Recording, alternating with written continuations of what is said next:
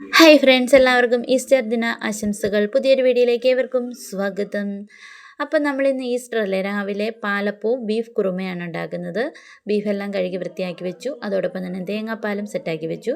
കുക്കറാണ് ഞാൻ അടുപ്പിൽ വെച്ചിരിക്കുന്നത്. അതിലേക്ക് സവോള, ഇഞ്ചി, പച്ചമുളക് എന്നിവയിട്ട് നന്നായി വഴറ്റിയെടുക്കുന്നു. ഈ വഴണ്ടു വന്ന സവോള, ഇഞ്ചി, പച്ചമുളകിലേക്ക് ഒരു ഉരുളക്കിഴങ്ങ് കഷ്ണങ്ങളാക്കി അതിലേക്ക് ഇടുന്നു. അതോടൊപ്പം തന്നെ ഈ കുറുമയ്ക്ക് അധികം പൊടിവർഗ്ഗങ്ങളൊന്നും ആവശ്യമില്ല. കുരുമുളകും തേങ്ങാപ്പാലും കറുകപ്പട്ട, പെരുംജീരകം ഇതൊക്കെയാണ് ഇതിൻ്റെ മെയിൻ സാധനങ്ങൾ. എങ്കിലും ഞാൻ ഒരു സ്പൂൺ മല്ലിപ്പൊടി, അര സ്പൂൺ കാശ്മീരി മുളക് പൊടി, ഒരു സ്പൂൺ മീറ്റ് മസാല ഇവയൊക്കെ ചേർക്കുന്നുണ്ട്. അതോടൊപ്പം തന്നെ പെരുംജീരകം, കറുകപ്പട്ട, ഗ്രാമ്പു എന്നിവയെല്ലാം ഒന്ന് ചതച്ചെടുത്തതും ഇതിലേക്ക് ആഡ് ചെയ്തിട്ട് നന്നായി ഇളക്കുക. ആവശ്യത്തിന് ഉപ്പ് ചേർക്കാൻ മറക്കരുത്. ആവശ്യത്തിന് ഉപ്പും ചേർത്ത് നന്നായി ഇളക്കിയെടുക്കുന്നു. ഇതിലേക്ക് നമ്മൾ റെഡിയാക്കി വെച്ചിരിക്കുന്ന ബീഫ് ഇട്ടുകൊടുത്ത് വീണ്ടും ഒന്ന് ഇളക്കി നന്നായി യോജിപ്പിച്ചതിന് ശേഷം നമ്മൾ തേങ്ങാപ്പാൽ സെറ്റാക്കി വെച്ചിട്ടുണ്ട്. ഒന്നാം പാൽ, രണ്ടാം പാൽ ഒന്നൊന്നും പറഞ്ഞല്ല, ഞാൻ ഒറ്റയായിട്ടുള്ള പാലാണ് വെച്ചിരിക്കുന്നത്. അതിൻ്റെ പകുതി ഇപ്പോൾ ചേർക്കും, പകുതി ഇത് റെഡി ആയതിന് ശേഷവും ചേർക്കും. അപ്പം ഇത് നമ്മൾ നന്നായി മിക്സ് ചെയ്തു. ഇതിലേക്ക് നമ്മൾ റെഡിയാക്കി വെച്ചിരിക്കുന്ന തേങ്ങാപ്പാലിൻ്റെ കുറച്ച് ഭാഗം ഒഴിച്ചു കൊടുക്കുക.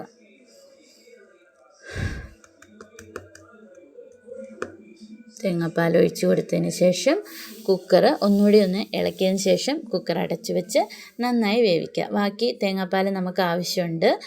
ഇത് വെന്തതിന് ശേഷം ആവശ്യമായ സാധനങ്ങൾ അരച്ച് ചേർത്തതിന് ശേഷം ഈ തേങ്ങാപ്പാലൂടെ ഒഴിച്ചാണ് നമ്മളിത് റെഡിയാക്കി എടുക്കുന്നത്. അപ്പം ഇത്രയും നമ്മൾ ആഡ് ചെയ്തു. പൊടികളൊക്കെ ചേർത്ത് ബീഫ് റെഡി വെച്ച് അതിലേക്ക് തേങ്ങാപ്പാൽ ആഡ് ചെയ്ത് ആവശ്യത്തിന് ഉപ്പും ചേർത്ത് അടച്ചു വെച്ച് വേവിക്കുക. ഇനി നമ്മൾ മറ്റൊരു പാത്രത്തിൽ ഒരു ഉരുളക്കിഴങ്ങ് കൂടി വേവാനായിട്ട് അടുപ്പിൽ വെക്കുക. നമ്മുടെ ബീഫ് ഇവിടെ റെഡി ആയിട്ടുണ്ട്. അതോടൊപ്പം തന്നെ നമ്മൾ മാറ്റി വെച്ചിരുന്ന ഉരുളക്കിഴങ്ങിൻ്റെ കൂട്ടത്തിൽ, നമ്മൾ വേവിക്കാൻ വെച്ചിരുന്ന ഉരുളക്കിഴങ്ങിൻ്റെ കൂട്ടത്തിൽ കുറച്ച് നട്ട്സ്, കശുവണ്ടിയും കൂടി, ഞാൻ കശുവണ്ടി കുതിർക്കാൻ ഇട്ടിട്ടുണ്ടായിരുന്നു, അതിൻ്റെ വീഡിയോ ഞാൻ എടുക്കാഞ്ഞതാണ്.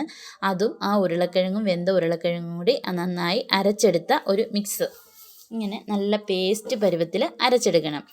കശുവണ്ടിയും ആ വേവിച്ച് വെച്ച ഉരുളക്കിഴങ്ങും കൂടെ എന്നിട്ട് നമ്മൾ കുക്കറിൽ വേവിച്ച ആ ബീഫിലേക്ക് ഇതുകൂടി ആഡ് ചെയ്ത് നന്നായി ഇളക്കി കൊടുക്കുക. ഇത് കണ്ടോ, നല്ലതായിട്ട് ഇളക്കി കൊടുക്കുക. ഇത് പെട്ടെന്ന് തന്നെ കുറുകും കേട്ടോ. കശുവണ്ടിയും ഉരുളക്കിഴങ്ങുമാണ് നമ്മൾ അരച്ച് ചേർത്തിരിക്കുന്നത്, അപ്പോൾ അത് പെട്ടെന്ന് തന്നെ കുറുകും.